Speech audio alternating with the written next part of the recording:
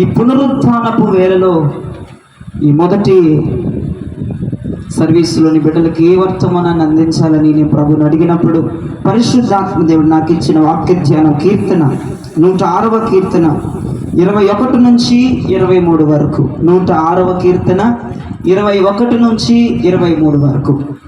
ఐగుప్తులో గొప్ప కార్యములను హాము దేశములో ఆశ్చర్య కార్యములను ఎర్ర సముద్రమునొద్ద భయము పుట్టించు క్రియలను చేసిన తమ రక్షకుడైన దేవుణ్ణి మర్చిపోయారు. అప్పుడు ఆయన నేను వారిని నశింపజేసేదను. అయితే ఆయన వారిని నశింపచేయకుండునట్లు ఆయన కోపము చల్లార్చుటకై ఆయన ఏర్పరచుకొనిన మోషే ఆయన సన్నిధిని నిలిచి అడ్డుపడెను. చేతులెత్తి ప్రభువుకు స్తోత్రం చెప్పండి. వినండి దైవజనం, ఒక శక్తివంతమైన వర్తమానం ఇది. ఒక కృప కలిగిన కృప పొందుకునే వర్తమానం దైవజనం. అక్కడ ప్రభు అంటున్నారు, నేను వారిని నాశనం చేస్తాను. ఎందుకయ్యా మీరు ఎందుకు వారిని నాశనం చేస్తారు? ఎందుకు ఇశ్రాయేలు ప్రజల్లో ఒక జాతిని దేవుడు అంటున్నాడు, నేను వారిని నాశనం చేస్తాను మోషే. దేవుడు దైవజనుడితో మాట్లాడుతూ ఉన్నాడు. ఎందుకంటే మీకు 21, 22 వచనాల్లో మీకు వారు ఏం చేశారో, వారు ఏ అవిధేయతలతో ఉన్నారో మీకు అర్థమైపోతుంది. దేవుడు ఎన్ని గొప్ప కార్యాలు చేశాడో, ఎన్ని మహత్తు కార్యాలు చేశాడో, ఎన్ని అద్భుత కార్యాలు చేశాడో, కానీ వాళ్ళు దేవుణ్ణి మర్చిపోయారు. ఎన్ని కార్యాలు చూశారో దేవుని పట్ల, ఎన్ని మిరాకిల్స్ చూశారో, కానీ దేవుణ్ణి ఆరాధించట్లేదు వాళ్ళు, దేవుణ్ణి కొనియాడట్లేదు వాళ్ళు, దేవుని వాళ్ళు స్తుతించట్లేదు. వారికి చేసిన అద్భుతాన్ని బట్టి, వారికి చేసిన స్వస్థతను బట్టి, వారికి ఇచ్చినటువంటి దాహంను బట్టి, వారికి తీర్చిన ఆకలిని బట్టి వారు ఏమాత్రం కూడా ప్రభువుని స్తుతించట్లేదట. వారు ఏమాత్రం కూడా ప్రభువుని కీర్తించట్లేదంట. అత్యానందభరితులవ్వట్లేదంట. దేవునికి ఎంత కోపం వచ్చినా ఒకటి గుర్తుపెట్టుకోండి, దేవుని వద్ద నుంచి అద్భుతాలు, దేవుని వద్ద నుంచి మేలులు, దేవుని వద్ద నుంచి శుభకార్యాలు, దేవుని వద్ద నుంచి అన్ని పొందుకొని ఆయన మర్చిపోయామంటే మరలా ఒక భయంకరమైనటువంటి శాపం నీ మీదకి వస్తుంది. కేవలం తెగులును పంపించేది సైన్యములకు అధిపతి యెహోవాయే మాత్రమే. ఇంకెవ్వరి నుంచి తెగులు రాదు. మనుషుల అవిధేయతల వల్ల, మనుషుల మూర్ఖత్వాల వల్ల, మనుషులు తెలిసి తెలియని పనుల వల్ల, లేదంటే తెలిసి చేసే పనుల వల్ల దేవుని ఉగ్రత తెగులు వలె జనముల మీదకి వస్తుంది. ఎందుకు ఇశ్రాయేలు ప్రజల్లో ఒక జాతి మీదకి దేవుని యొక్క ఆ ఉగ్రత చూడండి వస్తుందండి. నేను నాశనం చేస్తాను. ఎందుకు ప్రభా, ఎందుకు నిన్నటిదాకా బాగానే ఉన్నావుగా, ఎందుకు కోపం, ఎందుకు వాళ్ళ మీద కోపం ఎందుకంటే వారు ఎన్నో కార్యాలు, ఎన్నో అద్భుతాలు నా ద్వారా చూశారు, కానీ నన్ను వారు మర్చిపోయారు. ఎలా మర్చిపోతాం అంటే అశ్రద్ధ చేసేయడం, ప్రార్థనకి రాకపోవడం, ప్రార్థన చేయకపోవడం. అయ్యగారు చెప్పండిరా బాబు, మొత్తుకోండిరా బాబు, మొరలండిరా బాబు అంటే మొరలడం, మొత్తుకోవడం అంటే నీకు ఇంట్రెస్ట్ లేదనమాట. ఎవడో చెప్తే ఏదో చెప్తున్నాడు కాబట్టి. ఇప్పుడు కూడా దేవుడు మన పట్ల చేసిన మేలును గుర్తుపెట్టుకుని మనం ఆయన స్తుతించాలండి. నిజమండి. నేను గట్టిగా చెప్పండి, గట్టిగా పాడండి, మందిరాలకు రండి, మానొద్దు, అది చేయొద్దు, ఇది చేయొద్దు అని చెప్తే కాదు. నీ పట్ల దేవుడు చేసినటువంటి కార్యములను బట్టి, నీ పట్ల దేవుడు చేసినటువంటి అద్భుతాలను బట్టి, మరి నీ పట్ల ఏ సముద్రాన్ని చీల్చాడో నాకు తెలియదు, ఏ ఎరుకో ప్రాకారాలను కూర్చాడో నాకు తెలియదు, ఏ మారాన్ని మధురంగా మార్చాడో నాకు తెలియదు, కానీ నీ బిహేవియర్ ఎలా ఉండాలి? అద్భుతాలు చేసిన దేవునికి నీ సర్వాంగ పరిని ప్రభుత్వం నువ్వు అప్పగించాలి. దేవునికి స్తోత్రం. నేను ఒకరోజు చెప్పాను మీకు, ఏది చేసినా సంపూర్ణం చేయండి రా బాబు, సంపూర్ణంగా చేయండి. చప్పట్లు కొట్టినా సంపూర్ణంగా చేయండి, పాట పాడినా సంపూర్ణంగా చేయండి, స్తుతి చెల్లిస్తున్నా అంటే సంపూర్ణం అంటే బిగ్గరగా నీ గొంతు ఎక్కడ వరకు, ఏ అంగుళం వరకు వినపడుతుంది అంగుళం వరకు కూడా కేక వేయాలి. నేను చిన్న వయసు నుంచి నేర్చుకున్నది అది ఒక్కటేనండి, ప్రభుని ఎలా స్తుతించాలి, ప్రభుని ఎలా గణపరచాలి. మా పట్ల మా విషయంలో చేసినటువంటి కార్యమును బట్టి ప్రభుని మేము ఈ రోజు వరకు కూడా విడిచిపెట్టలేదు. మా కళలోనైనా నేను ప్రభుని మర్చిపోలేదండి. గుర్తొచ్చినప్పుడల్లా, మెలకు వచ్చినప్పుడల్లా ప్రభువుని స్తుతించడం, ప్రభువుని ధ్యానించడం సర్వాంగ బలి అన్నమాట, సంపూర్ణమైన బలి. మరి మీరు స్తుతిస్తారో స్తుతించడం నాకు తెలియదు, కానీ ఒకవేళ నిద్రలో మధ్యలో మెలకు వచ్చిన ప్రభుని స్తుతించే అలవాటు, ప్రభుని కీర్తించే అలవాటు, ప్రభుని కొనియాడే అలవాటు, ఆయనను మధ్యలో తప్పించుకునే అలవాటు, ఆయన మధ్యలో ధ్యానం చేసి ఎందుకు అవసరం ఏంటంటే ఆయనే లేకపోతే ఈ రోజున మా కుటుంబం ఇలా ఉండేది కాదు, ఆయనే లేకపోతే ఈ రోజున రోగాల బారిన పడి చనిపోయే వాళ్ళం, ఆయనే లేకపోతే ఈ రోజున మేము నట్టింటిలో నుంచి నడి రోడ్డు మీదకి వచ్చేవాళ్ళం. ఇవన్నీ కూడా నా మైండ్లో ప్రతిరోజు కూడా ధన ధన ధన ధన ధ్వని పలుకుతూ ఉంటాయి నా వినికిడి శక్తిలో.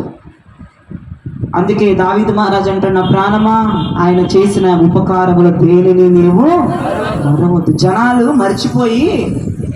మర్చిపోయాట ఆయన చేసిన అద్భుతాలు. ఎర్ర సముద్రం చీల్చింది మర్చిపోయిందేమో, చేదైన బ్రతుకుని మధురంగా మార్చిన విషయాలు మర్చిపోయారు.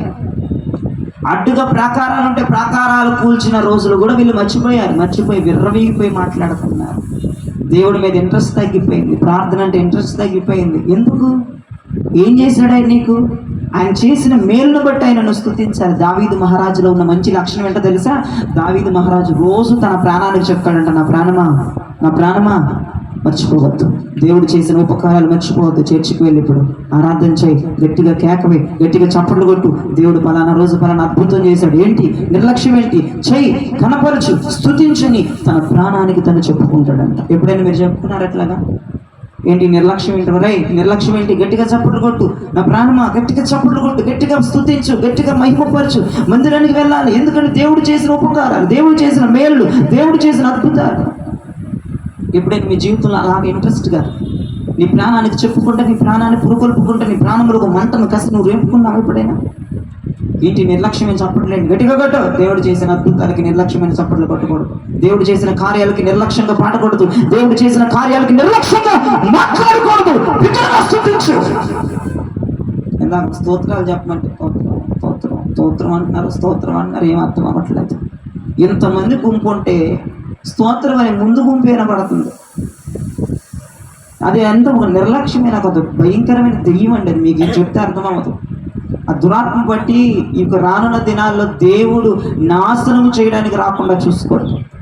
ఎందుకంటే మీరు చేసే అవిధేయతలు మీకు అర్థం అవ్వట్లే, మీరు చేసే మిస్టేక్స్ మీకు అర్థం అవ్వట్లే.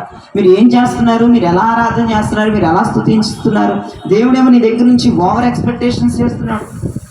నా బిడ్డకి ఇటువంటి మేలు నేను చేశాను కాబట్టి నాకు రుణపడిపోయి ఉంటుంది, జీవితాంతం నా పాదసేవ చేస్తుంది, నన్ను విడిచిపెట్టదు, నా పాటలు పాడకుండా ఉండదు, నన్ను స్తుతించకుండా ఉండదు, నన్ను ధ్యానించకుండా ఉండదు అని ఆయనేమో ఓవర్ ఎక్స్పెక్టేషన్స్ చేస్తుంటూ నువ్వు దానికి తగినట్లుగా కూడా జీవించట్లేదు. ఆయన చేసినటువంటి ఎక్స్పెక్టేషన్స్కి అసలు దేనికి పనికి రాకుండా తయారవుతున్నారు జనాలు. అసలు ఇంతకు నీ పట్ల దేవుడు కార్యం చేశాడో చేయలేదంటే, మరి నేను కదిలిస్తే వస్తుంది మళ్ళీ మూట బయటికి. అమ్మో ఆయన లేకపోతే మేము ఎక్కడ ఉన్నామండి, ఆయన చేయకపోతే మేము ఎక్కడికి ఎందుకు వచ్చి కూర్చుంటామండి, ఆయన మమ్మల్ని బ్రతికించాడండి, ఆయన మమ్మల్ని లేపాడండి, ఆయన మమ్మల్ని మరి చేసావు ఎందుకు? మరి నీకు నిర్లక్ష్యం. దేవుళ్ళను స్తుతిస్తున్నావు, నీ కార్యములను సఫలపరిచిన దేవుళ్ళను ఆరాధిస్తున్నావు, సార్వభౌములను స్తుతిస్తూ ఉన్నావు. నిన్ను బ్రతికించినోడికి నువ్వు ఇలాగ ఆరాధన చేసేది? నిన్ను బ్రతికించినోడికి నువ్వు ఇలా నా చప్పట్లు కొట్టేది? నిన్ను బ్రతికించినోడికి ఇంతే నా స్తోత్రాలు చెప్పేది? నిన్ను బ్రతికించినోడని నువ్వే చెప్తున్నావుగా, నిన్ను స్వస్థపరిచినోడని నువ్వే చెప్తున్నావుగా. ఎర్ర సముద్రం అడ్డుగా వస్తే శత్రువులు ఎన్నుకుంటే దాన్ని చీల్చి మరి నడిపించాడని నువ్వే చెప్తున్నావుగా. ఎలా స్తుతించాలి? మనసారా సర్వాంగ స్తుతి ఆయన కనిపించాలి. అయితేనంట సరే మీ జోలికి ఎందుకులే కానీ ఇశ్రాయేలు ప్రజల్లో ఒక జాతి ప్రజలు ఆయన మర్చిపోయారట. ఎర్ర సముద్రం దాటించారు, మారాని మధురంగా మార్చారు, ఆకాశ అంతరిక్షాలు తెరిచి మన్నాలు తిననిచ్చాడు, పండలో నుంచి ఒక ఉదకమైన నీటిని ఉదుక చేశాడు. వాటన్నిటిని మర్చిపోయారండి. మర్చిపోయి దేవుణ్ణి మర్చిపోయి మందిరాలకు రాకుండా, ఇంట్రెస్ట్ పెట్టకుండా, ఆరాధన చేయకుండా, పాటలు పాడకుండా, ధ్యానం చేయకుండా, ఉపవాసాలు ఉండకుండా ఇక రచ్చరంబోల జీవితాన్ని బ్రతుకుతున్నారు వాళ్ళు. అయితే దేవుడు అన్నాడు, మోషే నేను వారిని నశింపజేయబోతున్నా. నాశనం వస్తుంది వాళ్ళ మీదకి అన్నాడు దేవుడు. నాశనం రాబోతున్న వాళ్ళ మీదకి. ఎందుకయ్యా? ఎందుకు 106వ కీర్తన 21-22 ప్రకారం వారు నన్ను మర్చిపోయారు. నా కార్యములు చూసిన వారు, నా అద్భుతాలు చూసిన వారు, స్వస్థత పొందిన వారు, విడుదల పొందిన వారు, చావు బ్రతుకుల నుంచి బయట బయటకు వచ్చిన వారు పాత రోత జీవితాన్ని విడిచిపెట్టి నన్ను హత్తుకుంటానని అనుకున్నాను నేను వారు మోసం చేస్తున్నారు. వారి అవిధేయతలు ఇంకా మానట్లేదు, వారి నిర్లక్ష్యతనాన్ని విడిచిపెట్టట్లేదు, వారి మూర్ఖత్వతనాన్ని వదిలిపెట్టట్లేదు. వారు నన్ను మర్చిపోయారు, వారి క్రియలో నాకు కనబడుతుంది. వారు నిర్లక్ష్యంగా చేస్తున్నారు, ఆరాధన సరిగ్గా చేయట్లేదు, నాకు రావాల్సిన ధూపం రావట్లేదు, నాకు రావాల్సిన కీర్తి రావట్లేదు, నాకు రావాల్సిన మహిమ రావట్లేదు. వారు నన్ను మర్చిపోయారు మోషే అని చెప్పి దేవుని 23వ వచనం మళ్ళొక్కసారి చదువమ్మా, మళ్ళొక్కసారి చదువు 23వ వచనం. అప్పుడు ఆయన, అదిగో వారు నన్ను మర్చిపోయారు కాబట్టి అప్పుడు యెహోవా నేను వారిని నశింపజేసేదనను, నేను వారిని నాశనం చేస్తాను. అయితే ఆయన వారిని నశింపజేయకుండానట్లు, అదిగో అయితే ఆయన వారిని నాశనం చేయకుండానట్లుగా ఆయన కోపము చల్లార్చుటకు, ఆయన కోపము చల్లార్చడానికి ఆయన ఏర్పరచుకుని మోషే, ఆయన ఏర్పరచుకొని మోషే ఆయన సన్నిధిని నిలిచి అడ్డుపడెను. సన్నిధిని నిలిచి అడ్డుపడ్డాడు. గట్టిగా చాపలు గట్టి ప్రభు నామమున కనపరచుటకు. వినండి, ఆయన కోపమును చల్లార్చడానికి, ఆయన కోపమును చల్లార్చడానికి ఏర్పాట్లో ఉన్న మోషే ఆయన సన్నిధిని నిలిచి ఆ కోపానికి, ఆ నాశనానికి అడ్డుపడ్డాడంటే దేవునికి మహిమ కలుగునుగాక. అడ్డుపడ్డాడయ్యా, వద్దులయ్యా వద్దులయ్యా, అయ్యా అదేదో తెలిసి తెలియకలయ్యా నేను చెప్పుకుంటానయ్యా, వద్దయ్యా నాశనాన్ని వాళ్ళు చూడలేరయ్యా, అయ్యా వారు వస్తారులయ్యా, ఈ రోజు నుంచి ఆరాధన చేస్తారులయ్యా, ఈ రోజు నుంచి నేను మర్చిపోరులయ్యా, ఈ రోజు నుంచి నేను స్తుతిస్తారయ్యా, నిర్లక్ష్యం వదిలిపెడతారయ్యా, మూర్ఖత్వాన్ని వదిలిపెడతారయ్యా, అయ్యా నా మాటినయ్యా, ఒక్కసారి ప్లీజ్ అయ్యా అని ఆయన సన్నిధిని నిలబడి ఆయన కోపాన్ని చల్లార్చే ప్రయత్నం మోషే చేస్తున్నాడు. ఆయన కోపాన్ని చల్లార్చే ప్రయత్నం మోషే చేస్తున్నారు. ఆయన నాశనాన్ని అడ్డుకునే ప్రయత్నాన్ని మోషే చేస్తున్నారు. అయ్యా వద్దులయ్యా, వాళ్ళకి తెలిసి తెలియకలయ్యా, వద్దులే ప్రభువా, వద్దులే అయ్యా నేను చెప్పుకుంటానయ్యా, నేను నచ్చ చెప్పుకుంటాను, నేను మరలా ఉపదేశం చెప్తా, నేను మరలా ఇంకో వాక్యం చెప్తానయ్యా, పోయిన వారం వాక్యం వెళ్ళలేదయ్యా, ఈ వారం మళ్ళీ వాక్యం చెప్తా, సెట్ అయిపోతారులయ్యా, అయ్యా వదిలేయ్యా, సెట్ అయిపోతారు వదిలేయ్యా అని ప్రభుని బతుకులు ఆడుకుంటున్నాడు. కానీ ప్రభు ఏమో నిలబడిన ఏకదండిగా నిర్ణయం తీసేసుకున్నాడు, అని చంపేయాలి. ఆయన నిర్ణయం తీసేసుకున్నాడు, వాళ్ళని చంపేయాలి, నేను వాళ్ళని బతకనివ్వను, వాళ్ళని నాశనం చేస్తాను, వాళ్ళ మీదకి నాశనం ఉరి వచ్చినట్లు వస్తుంది, నేను వాళ్ళని చంపేస్తాను. వద్దు నాకు అటువంటి ప్రజలు, భూమి మీద భారం, భూమికి భారం వద్దు నాకు, వాళ్ళు నేను వాళ్ళని తీసుకెళ్ళిపోతాను, నేను వాళ్ళని చంపేస్తాను, నేను వాళ్ళని నాశనం చేస్తాను, వాళ్ళ కుటుంబాలతో సహా, వాళ్ళ గుడారాలతో సహా, వారితో సహా పూర్తి చేస్తాను. నువ్వు అడ్డు తప్పుకో మోషే. వద్దులయ్యా, నా మాటిని ప్రభు, వద్దయ్యా అంటూనే ఉన్నాడు, అడ్డుపడుతూనే ఉన్నాడు. సన్నిధిని నిలబడి ఆ నాశనానికి అడ్డుగా నిలబడుతూనే ఉన్నాడు. జ్ఞాపకం చేసుకోండి, మోషే లాంటి దైవజనులు ప్రపంచవ్యాప్తముగా రావాలని ప్రభుని ఎంతగానో కోరుకుంటున్నాను ప్రియ దైవజనమా. ఎందుకంటే తెగులను అడ్డగించే దైవజనుడు, దేవునికి స్తోత్రం కలుగునుగాక. తెగులను అడ్డగించే దైవజనుడు అండి మోషే. దేవుడు ఒక నిర్ణయాన్ని తీసేసుకున్నాడండి, ఇక వీళ్ళు బతకకూడదు, ఇక వీళ్ళ మీదకి శాపం రావాలి, ఇక నేను వీళ్ళని నాశనం చేయాలి అని దేవుడు నిర్ణయించుకుంటే మోషే లాంటి వాడు వెళ్ళి అడ్డుపడ్డాడు. వద్దయ్యా, క్షమించేయ్యా. ఈ రోజున అనేక కుటుంబాలు శాపానికి, అనేక కుటుంబాలు దోషాలకి, అనేక కుటుంబాలు దారిద్ర్యాలకి ఉరికొల్పబడ్డం. ఎందుకంటే మోషే లాంటి దైవజనం లేరు. ప్రియ దైవజనము, ఈజీగా ప్రజల మీద అటాక్ జరుగుతుంది, ఈజీగా దేవుని యొక్క శాపం పనిచేస్తుంది, దేవుని యొక్క ఉగ్రత పనిచేసేస్తుంది, నష్టపోతున్నారు. కానీ మోషే లాంటి వారు లెగవాలి, ఆయన కోపాన్ని చల్లార్చే దైవజనులు లెగవాలి, ఆయన కోపాన్ని చల్లార్చే విశ్వాసులు లెగవాలి. ఎందుకంటే అవిధేయతలకి ఆయన కోపము భయంకరంగా రగిలిపోతా ఉంది. మీరు చేసే అవిధేయతలు, మీరు చేసే ఆయాసకరమైన పనులు చిన్నవే, పెద్దవి కూడా కాదు. మన నిర్లక్ష్యం అనేది కూడా దేవుని కోపమేనండి, నిజంగా దేవుని కోపమేనండి. నన్నే చూస్తారుగా, పరిచర్యకి వెళ్తే పిల్లలు నన్నే చూస్తారు, కంటి మీద కొనుకు రాదు నాకు రాత్రి పగలు కూర్చున్నా సరే. ఎందుకంటేనండి 24 గంటలు ప్రతి సెకండ్ ప్రతి నిమిషం కూడా దేవుడు నా కుటుంబం పట్ల చేసే కార్యం ఖచ్చితంగా నా కళ్ళ ముందు రైలు అవుతూనే ఉంటుంది, అది ప్రొడ్యూస్ అవుతూనే ఉంటుంది, తిరుగుతూనే ఉంటుంది. నా తండ్రిని బ్రతికించిన సందర్భం, నా తండ్రిని మార్చిన సందర్భం, నా కుటుంబాన్ని స్వస్థపరిచిన సందర్భం, నా కుటుంబాన్ని ప్రతి చెరలో నుంచి బయటేసిన సందర్భం, ఈ క్షణానికి కూడా ఇప్పుడు నేను వాక్యం చెప్తున్నా కూడా నా కళ్ళ ముందు అలా మెదలాడుతూనే ఉంటుంది.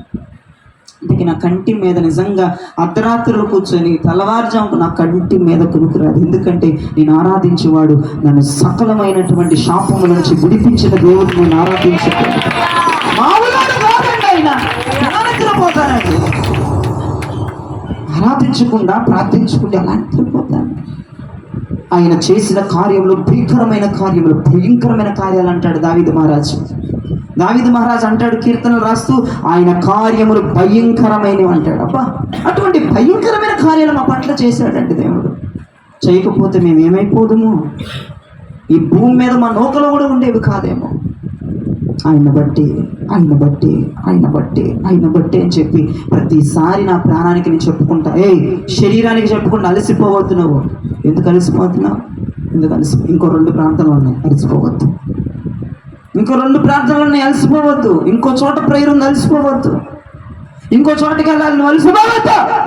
ఎందుకంటే నా దేవుడు పాపముల నుంచి నన్ను బయటికి తీసుకొచ్చాడు, లోకముల నుంచి నన్ను బయటికి తీసుకొచ్చాడు, నా కుటుంబాన్ని శ్రమల బారి నుంచి తప్పించాడు, నిందల బారి నుంచి తప్పించాడు, అప్పుల బారి నుంచి తప్పించాడు, కీడు బారి నుంచి తప్పించాడు. అలసిపోవద్దు శరీరమా, అలసిపోవద్దు ప్రాణమా, అలసిపోవద్దు ఆత్మా అని నేను నా మనసుతో నా ప్రాణముతో లోపల ప్రతి క్షణం చెప్తూనే ఉంటాను.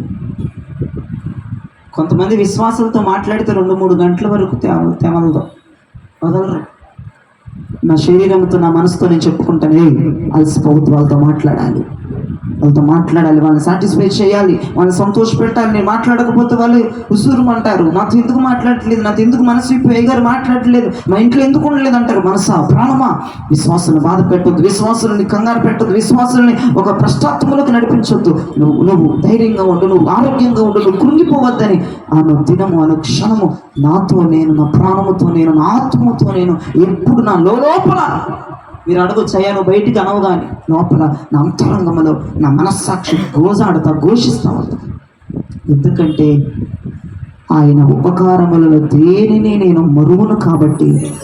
బట్ స్టిల్ ఈ ప్రార్థన అయిపోయి నెక్స్ట్ ప్రేయర్ ఉన్న, ఆ ప్రార్థన అయిపోయి నెక్స్ట్ ప్రేయర్ ఉన్న హుషారు దమ్ము ఎక్కడా పోదు ప్రియదేవిజన.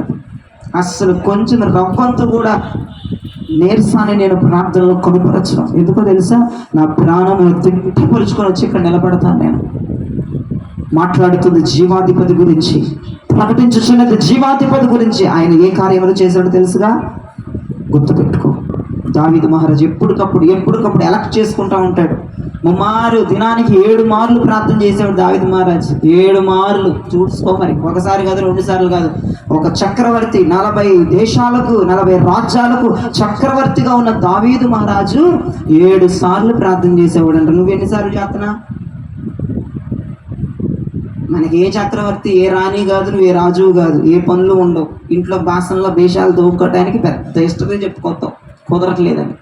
ఆయన రాజు అక్కడ ఎన్ని చూసుకోవాలి, ఎన్ని పరిపాలన చేయాలి, ఎంతమందిని చూసుకోవాలి, ఎంతమంది జీవితాన్ని చక్క పెట్టాలి, ఎన్ని వృద్ధాలు చేయాలండి. ఆయనకు అసలు ఖాళీ ఉండదు. అట్టంటోడు 7 సార్లు చేస్తాడండి ప్రార్థన. నిజం, బైబిల్లో ఉన్నమాట, తప్పేం చెప్పట్లేదు నేను. 7 మార్లు ప్రార్థన చేస్తాడండి దినానికి వచ్చి. మరి ఎప్పుడు కుదిరిద్దో, ఎప్పుడు షెడ్యూల్ పెట్టుకున్నాడో, మరి యుద్ధం ఎప్పుడు చేస్తున్నాడో, మంత్రులు భటులతో వాళ్ళు ఎప్పుడు ప్లాన్ చేస్తున్నాడో, అసలు ఏంటి షెడ్యూల్ ఏంటని మరి అక్కడ పనులు చూసుకోవాలి, ఇక్కడ ప్రార్థన చేయాలి. అసలు ఎలా మేనేజ్ చేశాడో నాకేం అర్థం కావట్లా. నువ్వు నిన్ను కదిలించు, నువ్వు ఎన్ని చెప్తావో, ఇప్పుడు ఎన్ని పనులు చెప్తావో, మెంటలు వచ్చి తల గోడ గుర్తుకోవాలనిపిస్తుంది నేను కదిలిస్తే. అమ్మ ఎందుకు ప్రార్థనకు రాలేదంటే అప్పుడు నువ్వు ఎత్తుకొస్తావు సాగరంగా. వినేవాడికి అమ్మో నిజమే, పాపం కదా, నిజమేనండి, రాపోతే నిజమే, రాపోయేవాడు అన్నట్టుగా దైవజుడు అన్నట్టుగా చెప్తావు నువ్వు. మరి నీకు ఎంత శక్తి ఉందో చూడండి. ఒక మనుషుల్ని జాలి కలగజేసే శక్తి నీలో ఉంది, జాలి గుణం కలగజేసే శక్తి. నీ పరిస్థితులను చెప్పి జాలి కలగజేస్తావు. కానీ దావీదు మహారాజు సాగులు లేవు, ఏమీ లేవు, అక్కడ పని ప్రార్థన ప్రైజులాడు చెప్పండి.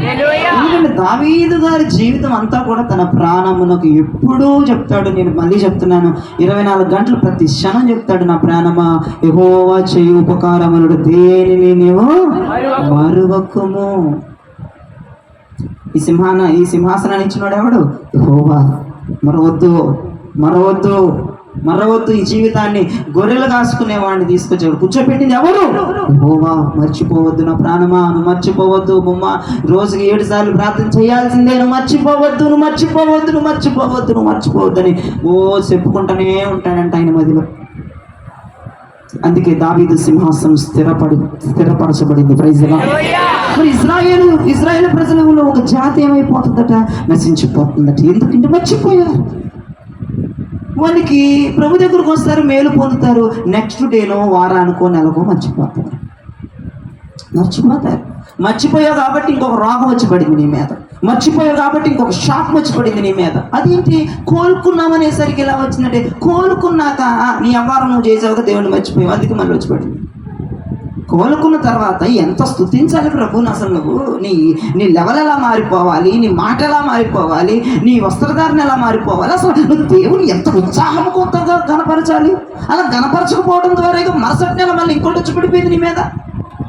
అలా నువ్వు గణపరచకపోవడం ద్వారానేగా మరుసటి వారం ఇంకోటి వచ్చి పడిపోయింది నీ మీద. నువ్వు దేవుడిని మర్చిపోయావనే కదమ్మా, నువ్వు దేవుడిని మర్చిపోయావనే కదయ్యా నీకు ఇవన్నీ జరుగుతున్నాయి. నువ్వు దేవుడిని మర్చిపోకుండా ఆ స్వస్థత లేదంటే ఆ బ్రతుకో లేదంటే దేవుడు నిన్ను విడిపించాడు, దాని తర్వాత నుంచి ఒక రేంజ్లో దేవుడు కోరుకుంటాడండి మన దగ్గర నుంచి.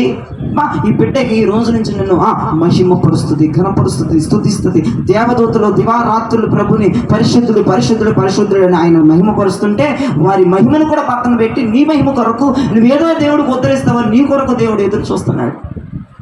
ఆయనకేం తక్కువేం కాదు, పాటలు పాడేవాళ్ళు పరలోకంలో తక్కువేం లేరు ఆయనకి. కొన్ని వేల మంది పాటలు పాడతారు దేవుని సింహాసనం ముందు. డ్రమ్ములు కొట్టేవాళ్ళు ఒకరు కాదు, అక్కడ కొన్ని వేల మంది వాయిద్యాలు వాయిస్తారు, కొన్ని వేల మంది మేళం వాయిస్తారు. ఆయనకేం తక్కువే కాదు, నేను అడుక్కుంటున్న దేవుడు అన్నీ ఎక్కువ ఆయనకి అక్కడ. కానీ ఎందుకో మరి మన మహిమను కోరుకుంటున్నాడు, ఎందుకో మన పాటలు కోరుకుంటున్నాడు, ఎందుకో మన యొక్క రాకను కోరుకుంటున్నాడు, ఎందుకో మన యొక్క స్తుతిగల మహిమను దేవుడు కోరుకుంటున్నాడు. ప్రియదేవజనమా, ఏమో ఆయన ప్రేమకు వర్ణనాతీర్థం ఎందుకో తెలియదు, ఎవ్వరూ చెప్పలేరు. ఈ రోజు కూడా ఎందుకో అనేది ఎవరికీ తెలియదు, అదొక మర్మం. అది ఎందుకయ్యా కోట్లాది దేవదూతలు నేను పరిశుద్ధుడని అసలు మానక నిత్యము స్తుతించిన వారు వదిలేసి నువ్వు మా స్తుతులు కోరుకుంటున్నావు ఏంటయ్యా అంటే ప్రభు అంటాడు, ఇజ్రాయేలు చేయు స్తోత్రముల మీద నేను ఆసీనుడై ఉన్నాను. అవునండి, దేవదూతలు చేయు స్తోత్రముల మీద అనలే దేవుడు, ఇప్పుడు ఇజ్రాయేలు ప్రజలు ఏం చేశారు? స్తోత్రాలు మానేశారంట. ఇప్పుడు ఎక్కడ కూర్చోమంటావు? ఇజ్రాయేలు చేయి స్తోత్రముల మీద నేను ఆసీనుడు అంటే నేను కూర్చుంటే ఇప్పుడు స్తోత్రాలు చెప్పట్లేదు, మర్చిపోయి బరి తెగించి తిరుగుతున్నారు. ఇక అంతే, వాళ్ళు ఇష్టానుసారంగా బతుకుతున్నారు. అందుకే మోషే నేను నాశనం చేస్తాను అంటే ప్రభా వద్దు ప్రభా. ఇటువంటి దైవజనులు అనేక ప్రాంతాలలో వచ్చిన కాక ఆ ఇన్సిడెంట్ వాళ్ళు చూస్తున్నారు. అదిగో ఆ ఇజ్రాయేల్లో ఆ జాతి ప్రజలు ఆ ఇన్సిడెంట్ చూస్తున్నారు. నాశనమును పొందుకునేవారు అక్కడ ఉన్నారు, నాశనమును పంపేవాడు ఇక్కడ ఉన్నాడు, అడ్డుకునేవాడు మధ్యలో ఉన్నాడు. నాశనమును ఆల్రెడీ పంపించేశాడు ఆయన. ఇదిగో నువ్వు తప్పుకో అని అనకముందే, అసలు మోషే వచ్చి ఇక్కడ ఉండకముందే వెంటనే అది పాస్ చేసేసాడు వాళ్ళ మీదకి. వెంటనే ఒక్క దూకాడంత మోషే మధ్యలోకి. ప్రభువా వద్దు, నీ కోపం చల్లార్చుకోయ్యా, నీకు దండం పెడతా, నేను నచ్చ చెప్పుకుంటానయ్యా. వాళ్ళు మాట్లాడలే, వాళ్ళు అక్కడే చూద్దామన్నారు. భయంతో బిడియం వామ్మో ఇదేంటారు నాయన ఇట్లా ఉగ్ర స్వరూపం చూపిస్తున్నాడు ఏంటని వాళ్ళు భయపడతా ఉన్నారు. మధ్యలో వ్యక్తి పోరాడుతూ ఉన్నాడు, నాశనముతో పోరాడుతూ ఉన్నాడు, ఉగ్రతతో పోరాడుతూ ఉన్నాడు, తెగులుతో పోరాడుతూ ఉన్నాడు. వద్దయ్యా నువ్వు తీసుకో, వెనక్కి తీసుకొని నిర్ణయాన్ని మార్చుకో, వద్దయ్యా అని చెప్తూనే ఉన్నాడు. ఇంకెక్కడ నిర్ణయం? పంపించేశాడు కదండి నాశనాన్ని,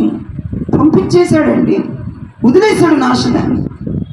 ఆలోచించండి. ఇప్పుడు అగ్నిలో ఒకడు పడ్డాడు అనుకుందాం, ఆయన రక్షించేవాడు ఏం చేయాలి? అగ్నిలోనికి వెళ్ళివాడిని ఇప్పుడు అగ్నిలో పడ్డోడిని అగ్నిలోకి వెళ్ళి రక్షించకపోతాడు, బయటకు వస్తాడా? ఇప్పుడు రక్షించేవాడు ఎక్కడికి వెళ్ళిపోవాలి? అగ్నిలోకి వెళ్ళిపోవాలి. ఇప్పుడు జల ప్రలావంలో ఒకడు పడిపోయాడండి. మొత్తం చివరి నుండి ఉవ్వెత్తున నీళ్లు పారుతా ఉన్నాయి. ఆ నీళ్లు పారే దాంట్లో ఒకడు పడిపోయాడు. ఇప్పుడు వాడిని రక్షించాలంటే ఆ జల ప్రవాహంలో రక్షించేవాడు కూడా వెళ్ళిపోయి వాడిని రక్షించాలి. అంటే ఒకటి చెప్తున్నాను, ఇప్పుడు నీ శాపము నుంచి నీ మీదకి వచ్చే శాపాన్ని, నీ మీదకి వచ్చే దారిద్ర్యాన్ని, నీ మీదకి వచ్చే ఉగ్రతని, తెగుల్ని తప్పించాలంటే దైవజనుడు వాటిని అనుభవించాలి. అవును, అనుభవించాలి. నీ మీదకి రాకుండా ఆ శాపం దైవజనుల మీదకి రిఫ్లెక్ట్ వెళ్ళిపోతుంది. ఎందుకంటే అయ్యా వాళ్ళకి తెలిసి తెలియక అన్నారయ్యా అంటే దేవుడు నువ్వు అనుభవించరా, మరి నువ్వు అనుభవించు. నిజంగానే దైవజనుడు అనుభవిస్తాడు, ఖచ్చితంగా దైవజనుడు అనుభవిస్తాడు. ఎందుకంటే మోషే అనుభవించేవాడు. ఆ నాశనాన్ని ఎవడో కాదు అనుభవించింది, మోషే అనుభవించాడు ఆ నాశనాన్ని. ఆ జాతి మీదకి వెళ్ళకుండా, లేకపోతే ఆ జాతి మీదకి వెళ్తే వాళ్ళు ఎముకలు కూడా మిగిలేవు కాదనమాట. అడ్డుపడి ఆ శాపాన్ని మోషే మీద వేసుకున్నాడు, ఆ దారిద్ర్యాన్ని మోషే మీద వేసుకున్నాడు, ఆ నొప్పులని మోషే భరించాడు, ఆ బాధని మోషే భరించాడు, ఆ కష్టాన్ని మోషే భరించాడు, ఆ నాశనాన్ని మోషే భరించాడు. ఎందుకంటే వారిని నాశనం బారి నుంచి విడిపించాలని ఆ నాశనంలోనికి వెళ్ళిపోయాడండి మోషే. ఆ నాశనం వారి మీదకి రాకూడదని, ఆ నాశనం వారి మీదకి రాకూడదని ఆ నాశనాన్ని మోషే అంటే ఒక దైవజనుడు అనుభవించాడు. మీరు నమ్మరా? వాక్యం చూపిస్తాను చూడండి, వాక్యం చూపిస్తా చూడండి. 90వ కీర్తన 9వ వచనం చూడండి. 90వ కీర్తన 9వ వచనం. ముందులో 90వ కీర్తన పైన చిన్న లైన్స్ తో రాసింది చూడండి. దైవజనుడైన మోషే చేసిన ప్రార్థన. అదిగో ఇప్పుడు 9వ వచనం చదవండి. నీ ఉగ్రతను భరించుచునే, నీ ఉగ్రతను నేను భరించుచునే మా దినములన్నీ గడిపితిమి. అబ్బా, నా వైపు చూడమ్మా. మోషే ప్రార్థన చేస్తున్నాడయ్యా, నీ ఉగ్రతను నేను భరించుచునే నా దినములన్నీ వింటూ రూపిస్తున్నాను ప్రభువా. ఇప్పుడు ఎవరు భరించారు? ప్రజల మీదకి, విశ్వాసాల మీదకి వచ్చే ఉగ్రత ఎవరి మీదకి వచ్చేసింది? మోషే మీదకి వచ్చేసింది. నీ ఉగ్రతను నేను భరించుచున్నాను. నీ మీదకి వచ్చే శాపం, నీ మీదకి వచ్చే దారిద్ర్యం, నీ మీదకి వచ్చే సకలమైనది భరిస్తున్నాడు దైవజనుడైన మోషే. త్యాగం, త్యాగం, దైవజనుల్లో త్యాగం. దేవునికి స్తోత్రం చెప్పాలి. త్యాగం, దైవజనుడైన మోషేలో త్యాగం కనపడింది. నేను ఎందుకు ఈ వాక్యం దేవుడు నీ దగ్గరికి తీసుకొచ్చాడంటే, ఈ వాక్యం ద్వారా నీకు మారు మనసు వస్తుందేమోనండి. ఈ వాక్యం ద్వారా అయినా నువ్వు తెలుసుకుంటావని ఈరోజు ప్రభు నీ దగ్గరికి వర్తమానాన్ని తీసుకొచ్చాడు. ఒక దైవజనుడు విలువ కూడా దేవుడు నీకు చూపిస్తున్నాడు ఈరోజు. ఎందుకంటే అందరూ చేయలేరండి త్యాగం, అందరూ చేయలేరు. ఎందుకంటే నీ మీదకి వచ్చేది ఎవడైనా నా మీద వేసుకుంటాడు. నేను యేసు ప్రభునా? చాలా అరుదు ఉన్నారు, కానీ ప్రపంచంలో చాలా అరుదుగా ఉంటారు. ఎక్కడో నూటుకో కోటుకో ఉంటారు అట్టంటారు. నేనను కూడా చెప్పను. ఎందుకంటేనండి ఉవ్వెత్తున యోర్దాను అంగళము నుంచి కిందకి పారుతున్న యోర్దానులో యాజకుల పాదాన్ని మోపారు. దేవునికి స్తోత్రం చెప్పాలి. అదిగో నదీ ప్రవాహం అండి. యోర్దాను నదిలో ఎవడన్నా కాలు పెడితే వాడు అంతేగా, వాడికి ఆనవాళ్ళు కనపడవు. అటువంటి యోర్దాను నదిలో యాజకులు పాదాలు మోపారండి, దైవజనులండి. అలా త్యాగాన్ని చేసేవారు ఎక్కడున్నారండి ఈ రోజుల్లో? ప్రజల కొరకైన త్యాగం, ప్రజల కొరకైన భారాన్ని భరించే దైవజనులు, ప్రజల కొరకైన కష్టాన్ని భరించే దైవజనులు. అంటే మీ మీదకి ఏ శాపం రాకుండా, మీ మీదకి ఏ దారిద్ర్యం రాకుండా, మీ మీదకి ఏ కష్టం రాకుండా, మీ మీదకి ఎటువంటి దేవుని ఉగ్రత తెగులు రాకుండా అడ్డగించే దైవజనుడు ప్రపంచాలలో లెగవాలని దేవుడు ఉపదేశం అందిస్తున్నాడు. అంతేకాదు తెగులను అడ్డుకొని తెగులను అనుభవించే దైవజనులే కాదు, ఆ ఇన్సిడెంట్లు జరుగుతున్నప్పుడు మారు మనసు పొందే విశ్వాసులు కూడా లెగవాలి. ఆ ఇన్సిడెంట్లు చూసి నువ్వేం తెలుసుకుంటున్నావు? అయ్యో, నా బాధకి దైవజనుడు బలైపోతున్నాడే, నా కష్టం ఆయన అనుభవిస్తున్నాడే, నాకు రావలసిన శాపాన్ని ఆయన అనుభవిస్తున్నాడు అయ్యో అని మారే విశ్వాసులు కూడా లెగవాలని ప్రభు చెప్తున్నారు. చూసన్నా మారాలుగా నీ మీదకి రావట్లేదు, మధ్యలో దైవజనుడు ఆపేస్తున్నాడు. ఒకరోజు నేను వాక్యం చెప్పా, మోషే చేతిలో ఆ పాము ఎలా ఉందట? తల క్రిందులుగా ఉంది, తోకను పట్టుకున్నాడు మోషే. లేకపోతే మీ జీవితం ఏమైపోద్ది? అట్టర్ ఫ్లాప్ అయిపోద్ది. ఒక్కసారి ఆ మోషే తోక వదిలితే ఒక్కసారి దైవజనుడు అపవాదిని, ఎందుకంటే అపవాదితో రోజు యుద్ధం చేస్తున్నాడండి నీ మీదకు రాకుండా. అందుకే చాలా వాటి నుంచి నువ్వు తప్పించబడుతున్నావు, చాలా వాటి నుంచి నువ్వు బయటపడుతున్నావు. నువ్వు అనుకుంటావు అది నీ జ్ఞానం అనుకుంటావో, మరి నీ శక్తి అనుకుంటావో, నీ అదృష్టం అనుకుంటావో. కాదు, నీదేదీ లేదు అక్కడ. మొత్తం అంతా దివారాత్రులు దైవజనుడు కన్నీరు కార్చి ప్రార్థనలు చేస్తూ ఒక్కొక్క కుటుంబం గురించి మరచిపోక నీ కొరకు మొరపెడుతున్న దైవజనుడే సమస్తమును అనుభవిస్తున్నాడు. నేను తప్పించబడ్డానండి, చిటుకులో యాక్సిడెంట్ ఉందండి, లారీ ఇట్ట వచ్చిందని ఇట్ట వచ్చానండి, అదృష్టం అండి. నీ అదృష్టం కాదు, అక్కడ బలమైన వాడి ప్రార్థన పనిచేస్తుంది వెనకాల. నీ దైవజనుడు నీ కొరకు మొరపెడుతూ ఉన్నాడు, కన్నీరు కారుస్తూ ఉన్నాడు, మొరలెడుతూ ఉన్నాడు. అందుకే నువ్వు తప్పించబడుతున్నావు. అది నువ్వు గమనించుకొని బతుకు, అది నువ్వు గమనించుకొని మారు మనసు పొందితే సరే నీ జీవితం ఆశీర్వదించబడుతుంది. అటువంటి దైవజనులు లెగవాలి, మారు మనసు పొందే విశ్వాసులు కూడా లెగవాలి. ప్రియ దైవజనమా, దేవుడు ఆశపడుతున్నాడు. దేవుడు నిర్ణయాన్ని మార్చేశాడండి మోషే, దేవుడు నిర్ణయాన్ని మార్చేశాడండి. ఎవడండి దేవుడు నిర్ణయాన్ని మార్చగలిగిన మనగాడు ఎవడండి? దేవుడు ఆలోచించిన ఆలోచన మార్చగలిగినటువంటి యుద్ధవీరుడు ఎవడండి? ఎవడున్నాడండి ప్రపంచంలో? ఏ దైవ సేవకుడు ఉన్నాడండి? దేవుడు నిర్ణయాన్ని మార్చగలిగిన దైవ సేవకుడు, దేవుడు ఆల్రెడీ ఫిక్స్ అయిపోయిన దాన్ని ఇలా కాదయ్యా మార్చగలిగిన ఎవడున్నాడు? ఇజ్రాయేల్ ప్రజలు పొందవలసినటువంటి శాపాన్ని, ఇజ్రాయేల్ ప్రజలు పొందవలసిన తెగులను మోషే అనుభవిస్తున్నాడు. ఇప్పుడే మీరు చదివారు 90వ కీర్తన 9వ వచనంలో, నేను ఉగ్రత పాలైపోయాను అన్నాడు అక్కడ ఆయన. నేను నిట్టూర్పుని విడుస్తున్నా, నేను బ్రతికిన దినములన్నీ నిట్టూర్పు విడుస్తున్నాను. ఎందుకంటే మీరు అనుభవించవలసిన శాపం దైవజనుడు అనుభవిస్తూ అక్కడ ఏడుస్తూ రాసినటువంటి ప్రార్థన, ఏడుస్తూ చేసినటువంటి ప్రార్థన మోషే గారు. అయ్యా, ఈ నొప్పిని భరించలేకపోతున్నాను అయ్యా, నేను భయంకరంగా ఉన్నాయ్యా ఇవి. నా పిల్లల మీదకి వెళ్తే వాళ్ళు ఎలా భరించేవాళ్ళు అయ్యా, నా బిడ్డల మీదకి వెళ్తే వాళ్ళు ఎలా తట్టుకునేవాళ్ళు అయ్యా, నేనే తట్టుకోలేకపోతున్నాను, నేనే భరించలేకపోతున్నాను, నేనే రాత్రులకు నిద్ర పట్టట్లేదు ప్రభువా, అయ్యా ఇక నా బిడ్డలు ఎలా భరించేవాళ్ళోనని ప్రార్థన చేస్తూ తూర్పుని విడుస్తున్నాడు. దైవజనమా, అటువంటి దైవ సేవకులు ప్రపంచ వ్యాప్తంగా ప్రభు అనుగ్రహించునుగాక. ఆయన కోపాన్ని చల్లార్చేవాళ్ళు, ఆయన ఉగ్రతను చల్లార్చేవాళ్ళు, ఆ తెగులను ఆపే దైవజనులు ఎగుచునుగాకని ప్రార్థన చేయండి. మీ ప్రార్థనలు పెట్టండి. అటువంటి మోషే లాంటి వారు త్యాగపూరితమైన దైవజనులు లెగవాలి. అంతేకాదు మారు మనసు పొందే విశ్వాసులు కూడా లెగవాలి. చేయండి ప్రార్థన. ఒక త్యాగపూరితమైనటువంటి సాక్రిఫైస్ చేశాడండి. ఇప్పుడు అగ్నిలో పడినోడిని అగ్నిలోకి వెళ్ళి కాపాడాల్సిన అవసరం ఏముంది? సాక్రిఫైస్. నేలలో పడి కొట్టుకుపోతున్నాండి, ఈయన కూడా నేలలో పడి కొట్టుకుపోయి వాడిని రక్షించుకొచ్చాడు.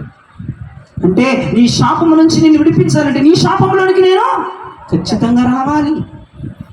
నువ్వు అగ్నిలో ఉంటే నీ అగ్నిలోంచి నేను నిన్ను విడిపించాలనుకున్నాను అనుకోండి. ఇప్పుడు మీరు అగ్నిలో ఉన్నారు, అగ్నిలో పడిపోయారు. జయరాజు అనే వ్యక్తి నిన్ను విడిపించాలని సిద్ధపడుతున్నాడు. అప్పుడు జయరాజు కూడా ఎక్కడికి వచ్చేయాలి? అగ్నిలోకి వచ్చేయాలి. నీ శాపము నేను భరించాలి, మీ దౌర్భాగ్యమైన స్థితిని నేను భరించాలి, నీ మీదకు వచ్చేటువంటి దారిద్ర్యాన్ని దైవజనుడు భరించాల్సిందే, తప్పదు. ఎందుకంటే త్యాగపూరితమైన నా కుటుంబం వద్దు, అసలు నేను ఉండినా ఉండకపోయినా నా సంఘము చాలు, నా విశ్వాసం చాలు, నా పిల్లలు చాలు అనుకునేవాడు ఈ ప్రపంచ వ్యాప్తంగా ప్రభు వాళ్ళని పునరుద్ధరింప చేయనుగా. కానీ ఎవడు ధైర్యం చేయడండి, ఎవడు ధైర్యించడు. వాళ్ళకి భార్య బిడ్డలు ఉంటారు, పిల్లం బిడ్డలు ఉంటారు, వాళ్ళకి ఒక జీవితం ఉంటుంది, వాళ్ళకి ఒక ఆశలు ఉంటాయి. ఎవరు కూడా అలా సాక్రిఫైస్ చేయరు. సంఘము కొరకే ప్రతిష్ఠించుకొని సంఘము కొరకే ప్రతిష్ఠించుకునే దైవజనులు ఎంతమంది ఉన్నారండి ప్రపంచంలో? చెప్పండి నాకు. 100కో 1,00,00,000 ఒకడు కనపడుతున్నాడు. ప్రతిష్ఠించుకొని వివాహాలు పెటాకాలు లేకుండా సంఘము కొరకు బ్రతుకుతూ కుటుంబ వ్యాప్తములు వదిలేసి భార్య బిడ్డలు లేకుండా వివాహ వ్యవస్థలో వివాహమును జోలికి వెళ్లకుండా సమర్పించుకొని ప్రతిష్ఠించుకొని సియోను పర్వతం కొరకు సంఘాన్ని తీసుకువెళ్ళాలి, సంఘాన్ని అక్కడికి చేర్చాలి. సంఘం మీదకి వస్తున్న శాపము, తెగులు, ఉగ్రత నేను పొందుకోవాలన్నవాడు ఎక్కడండి? ఎక్కడ? ఇప్పుడు దైవజనులు ఉన్నారు, వివాహాలు చేసుకుంటున్నారు, వాళ్ళ ఫ్యామిలీ అది. ఇతనికి ఏం అవ్వకూడదు. వాళ్ళ ఫ్యామిలీ ఉంది, వాళ్ళ భార్య ఉంది, వాళ్ళ పిల్లలు వెయిట్ చేస్తారు ఇంటి దగ్గర. వివాహం చేసుకున్న దైవజనుల ఫీలింగ్ ఎలా ఉంటుందో తెలుసా? ఎక్కడైనా మీటింగ్కి వెళ్తే నా బిడ్డలు ఏం చేస్తున్నారు, నా భార్య ఏం చేస్తుందా, వాళ్ళకి జీవితాలు ఉంటాయి. కానీ నా దేవుడు ఇక్కడ మోషే ద్వారా మాట్లాడుతున్న మాట ఏంటో తెలుసా? మోషేకి వివాహమైనా సరే, మోషేకి బిడ్డలున్నా సరే, మోషేకి భార్య ఉన్నా సరే, అసలు మోషే వాళ్ళందరిని వదిలేసేసి ఏం చేస్తున్నాడు? నేను సచ్చినా పర్లేదు, దేవునికి స్తోత్రం చెప్పండి. ఏమయ్యా మోషే, నీ పిల్లల బ్రతికి ఏమైపోతాయా? నీ భార్య ఎలా బతికిద్దయ్యా? వాళ్ళు ఎలాగైనా బతికింది, నాకు అనవసరం. వాళ్ళు ఎలాగైనా బ్రతికి నాకు అనవసరం. కానీ ఇశ్రాయేలు ప్రజలు వాళ్ళు దీవించబడాలి. వాళ్ళ మీదకి శాపం రావద్దు, వాళ్ళ మీదకి ఉగ్రత రావద్దు, వాళ్ళ మీదకి దరిద్రం రావద్దు, వాళ్ళ మీదకి నీ తూర్పు రావద్దు. నా బాధ్యతను ఎలాగైనా పోనీ నేను సమర్పిస్తున్నాను, నేను ప్రతిష్ఠించుకుంటున్నాను, నేను త్యాగమైపోతున్నాను జాతి కొరకు, నేను త్యాగమైపోతున్నాను బిడ్డల కొరకు, నేను బలైపోతాను, నేను బలైపోతాను. నిజమైన దైవజనుడు మోషేకి వివాహమైన నా భార్య అక్కర్లేదు, నా బిడ్డలు అక్కర్లేదు, నా ప్రజలే నా సర్వం. ఏం పెట్టారయ్యా ప్రజలు నీకు? ఏం పెట్టారు మోషే? ఏం పెట్టారు? భార్యతో పెట్టలొద్దు, జనాలు కావాలంటే ఏదో దోశ పెట్టినట్టేగా. మరి పెట్టారేమన్నా? ఏం పెట్టకపోక సొనుగుళ్ళు కొనుగుళ్ళు ఎక్కిపోయిపోతుంది. వాళ్ళు కావాలనుకుంటున్నారు. ఏనవారండి త్యాగపూరితమైన దైవజనుడు. ఏమి ఇవ్వలేదు. ఏ బంగారాలు తెచ్చేసి ఇదిగో మోషే గారి హారం నీ కొరకే కొన్నాను, ఈ ఉంగరం నీ కొరకే కొన్నానంటే చెప్పట్లేదు ఆయన మాటలు. ఏమి జిల్లు ఇవ్వకపోయేసరికి మళ్ళీ పైపెచ్చి ఆయన్నే తిరగబడి తిట్టడం, ఏమి ఇవ్వకపోగా మళ్ళీ ఆయన్నే తిట్టడం, పరిచర్లు సహకరించరు మళ్ళీ ఆయన్నే తిట్టడం. అయినప్పటికీ అక్కడ ఏమీ లేకుండా ఎవడైనా అనుకుంటాడు, నేను అసలు అనుకున్నానండి ఈ మాట ఏమన్నా ప్రజల దగ్గర నుంచి వస్తే అనాలి, అవునా కాదా? ఏమన్నా మీ దగ్గర నుంచి ఉపశమనం కలిగి గారు అంగళాలు ఎక్కేస్తా ఉంటే మీ ద్వారా ఏదో కొంచెం బ్రతుకుతుంటే అప్పుడంటే అందం ఉంటుంది. ఏమి ఇవ్వకుండా, జనాలు ఇవ్వకుండా మళ్ళీ తిట్లు ఒకటి ఇచ్చుకుంటా, అసలు వాళ్ళకి అన్నాడంటే అసలు గ్రేట్ అండి మోషే గారు, దేవునికి స్తోత్రం. చాలా చాలా గ్రేట్ అండి. ఆ దైవజనులు అనేక స్థలాల్లో ప్రభు పునరుద్ధరింపజేయాలండి దేవుడు. ఆ దైవజనులు నిజంగా ప్రపంచవ్యాప్తంగా స్ప్రెడ్ అవ్వాలండి. సేవ కొరకే, సంఘము కొరకే, వధువు కన్యకగా మార్చడానికి కొరకే దైవజనులు అవ్వాలి. ఏమీ ఆశించకూడదండి జనాల దగ్గర, విశ్వాసుల దగ్గర ఏ రూపాయి కూడా ఆశించకూడదండి. విశ్వాసుల యొక్క పొట్ట మీద దైవజనుడు కొట్టకూడదండి. అటువంటి వాడండి మోషే. ఏమీ ఆశించకుండా వాళ్ళ కొరకు నేనున్నాను అని ఎవడున్నాడండి ఈ రోజుల్లో? చెప్పండి ఒకటి. ఇప్పుడు నువ్వు మా నాకు మొన్న వేగవాడ వెళ్తే టీచర్ గారు, మీకు తెలుసండి ఆవిడ ఇక్కడికి వచ్చారు. అయితే ఆమె 10th క్లాస్ స్టూడెంట్స్కి ఆమె టీచింగ్ ఇస్తుంది. ఆమె ప్రతి నెల 10,000 రూపాయలు, ఆమెకు వచ్చే జీతం 1,00,000 రూపాయలు నెలకి. 1,00,000 రూపాయల జీతం అయితే దైవజనుడికి ఎంత ఇవ్వాలి? దశంభాగం ఎంత ఇవ్వాలి చెప్పు దొంగలు? మళ్ళీ మనవాడు నేను అడగను తల్లి, మీ యొక్క నాకు 10,000 రూపాయలు దశంభాగం ఇవ్వాలి. అయితే ఆమె అన్నీ కూడా అండి 1,00,000 రూపాయలు జీతం పడితేనండి రెండో రోజు కంట చిల్లి గవ్వ కూడా ఆమె చేతిలో ఉండమంటండి. అన్ని ఇంట్రెస్ట్కి లోన్స్కి వెళ్ళిపోతూ ఉంటాయండి. బోల్డ్ అప్పులు, 25 లక్షల దాకా అప్పులు ఉన్నాయంట ఆమెకి. 25 లక్షలు. భర్త చూస్తే భర్త పట్టించుకోరు. పిల్లల చేతికి వచ్చారు, పిల్లలు చదివించుకోవాలి. ఆమె గవర్నమెంట్ జాబ్ అనే కానీ 1,00,000 రూపాయల జీతం అనే కానీ నిజంగా ఆమెను చూస్తే ఎలా ఉంటుంది అంటేనండి, ఏమో టీచరా లేదంటే ఏంటి ఏం బ్రతికేంటి అన్నట్లుగా అనిపిస్తుంది అండి. అంత భయంకరమైన పరిస్థితి. అన్ని అప్పులు ఉన్నా సరే దైవజనుడు 10,000 ఇస్తుంది అంటండి. గుర్తుంచుకోండి, దైవజనుడికి ఎంత ఇస్తుందంట? ఖచ్చితంగా 100 అయినా 106 అయినా ఖచ్చితంగా దైవజనుడికి 10,000. దేవునికి స్తోత్రం. సంఘంలో కొంతమంది బిడ్డలు, వాళ్ళ పేర్లు చెప్పకూడదు కానండి, వాళ్ళు తింటాను కొన్నాయో లేవో కానీ నిజంగా నా దగ్గరికి తీసుకొచ్చి నెల వచ్చేపాటికి అట్లా చేతిలో పెడతారు. కొంతమంది అట్లా ఉంటారు. ఎందుకంటే వాళ్ళకి దశంభాగం అనేదండి తినటానికి లేకపోయినా సరే వాడకూడదు రూల్ ప్రకారం. అయితే నేనైతే దాని మీద టీచింగ్ చేయాలనుకోవట్లేదు ఎక్కువగా. అసలు దశంభాగం అనేది నువ్వు చస్తున్నావన్నా దాంట్లో తీయకూడదు, దేవుడికి ఇచ్చేయాల్సిందే. అలాంటి వాళ్ళు మన సంఘంలో ఉన్నారు, అని బట్టి నేను దేవుని స్తుతిస్తున్నాను. వినండి. అయితే ఆమె 10,000 ఇస్తే ఒక నెల 7,000 ఇచ్చిందంట. చూసుకో సాయిరాంజ, వాక్యాల మీద వాక్యాలు చెప్పేస్తున్నాడంట. ఆమెకి శాపం వచ్చేస్తుంది, అది వచ్చేస్తుంది. ఏమవుతుంది శాపం? 7,000 ఇచ్చిందంట. 7,000 కూడా ఎట్లాగా ఎంత నిజంగా నాకు హృదయం తరుక్కుపోయింది. నాకు చేస్తుంది, అయ్యా నా పరిస్థితి ఇలా ఉంది, దేవుడికి తెలుసు నేనేంటో, నా దగ్గర ఉన్నాయో లేవో దేవుడికి తెలుసు. భయంకరంగా అకౌంట్లో పడితే డబ్బులు చిల్లిగా లేవు. 7,000 రూపాయలు అకౌంట్లో కూడా ఉన్నవి ఊడ్చి దైవజనుడికి ఇస్తే, ఒక్క నెలేనయ్య గారు నేను ఇచ్చిన దైవజనుడికి, ఒక్క నెల 7,000 పెడితే ఇంటికి వెళ్ళి ఆ డబ్బులు ఓపెన్ చేసుకొని చూస్తే 3,000 ఏమీ అని అడిగాడంట.